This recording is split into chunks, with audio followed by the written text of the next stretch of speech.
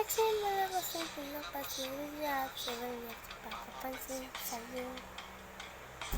Umabot sa palitan ng mga mensahe, kilig ako.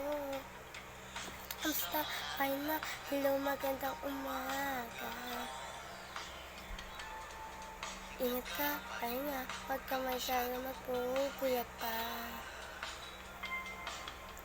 Naramdaman ng puso na dahan-dahan akong nauulit sa'yo. Sa kada araw natin na pag-uusap na namumuo, isip ko lang alam kung ano patutunguhan. Ang hiling ko lang naman na itong naramdaman.